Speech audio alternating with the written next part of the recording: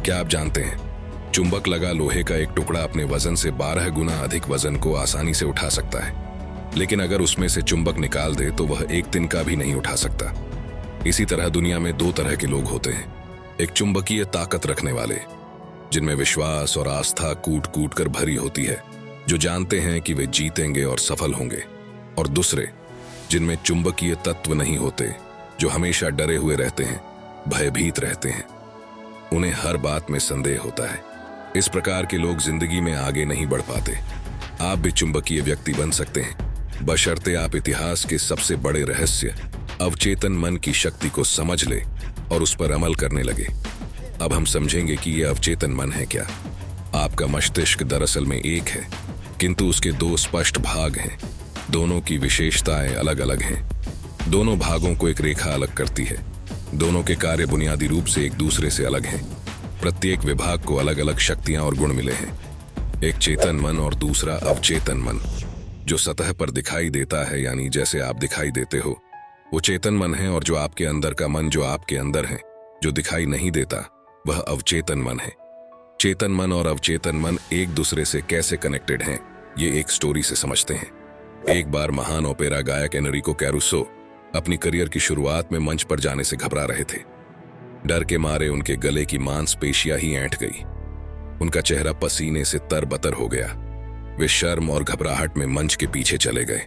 कुछ ही पल बाद उन्हें हजारों लोगों के सामने परफॉर्म करना था, लेकिन पब्लिक को देखकर उन पर डर की भावना हावी हो गई। उन्होंने कांपते हुए कहा, मैं नहीं गा सकता, सब लोग मुझ पर हंसेंगे। वे अपने ड्रेसिंग रूम में जाने के लिए मुड़े। तभी अचानक वे रूक कर चिल्लाए, भाग जाओ डर, तुम्हें भागना ही होगा, भागना होगा, भागो यहां से। वे दोबारा मंच पर गए और सीना तानकर खड़े हो गए, और उन्होंने ऐसे गाया कि सुनने वालों का दिल जीत लिया। इस स्टोरी से हमने क्या सीखा? जब आपका चेतन मन डर, चिंता और तनाव से भर जाता है, तो आपके अवचेतन मन में भी नकारात्मक भाव प्रवाहित होने लगते हैं, और यही नकारात्मक भाव चेतन मन में दहशत, आशंका और निराशा भर देते हैं। जब कभी आपके साथ ऐसा हो तो एनरिक कैरुसो की तरह आप भी अपने चेतन मन के नकारात्मक विचारों के समक्ष पूरे साहस और विश्वास के साथ डटकर खड़े हो जाए और अपने मन में कहे, मैं पूर्णतः नियंत्रण में हूं, मैं यह काम आसानी से कर सकता हूं, यह बहुत आसान है। जब आप चेतन मन को इस तरह आदेश देंगे तो आपका अवचेतन मन शांति और सद्भाव से भर जाएगा, और आपके अंदर जोश, उत्साह और शक्ति आ जाएगी, और आपको ऐसे परिणाम मिलेंगे जो आपने सोचे भी नहीं होंगे। मान लीजिए कि आपका मस्तिष्क एक बगीचा है और आप उस बगीचे के मालिक हैं। अब आपके बगीचे में कौन सी फसल उगेगी? ऑब्वियसली आपके बगीचे में वही फसल उगेगी जिसके बीज आप उसमें बोएंगे। उसी तरह हम भी अपने मस्तिष्क के बगीचे में दिन भर अपने विचारों के बीज बोते हैं। अब ये विचारों के बीज आते कहां से हैं? ये उत्पन्न होते हैं हमारी आदतों से। अगर आप कांटे बोते हैं तो क्या आपको अंगूर मिलेंगे? कंटीली झाड़ियां बोएंगे तो क्या अंजीर की फसल मिलेगी? जैसे विचारों की बुवाई आप अपने मस्तिष्क में करते हैं, वैसे ही परिणाम आपको मिलते हैं।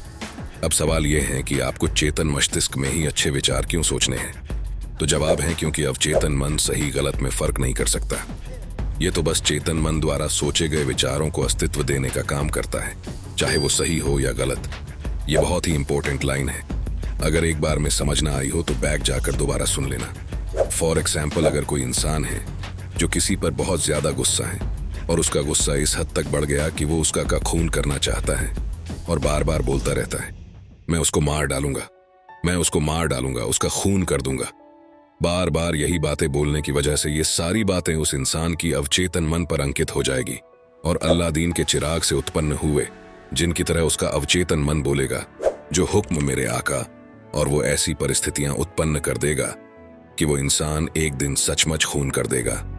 अब किसी का खून करना यह तो बहुत बुरी बात है, तो अवचेतन मन ने उसे यह सब करने से रोका क्यों नहीं? क्योंकि अवचेतन मन सही और गलत में फर्क नहीं कर सकता। यह तो बस चेतन मन द्वारा सोचे गए विचारों को अस्तित्व देने का काम करता है, चाहे वो विचार सही हो या गलत।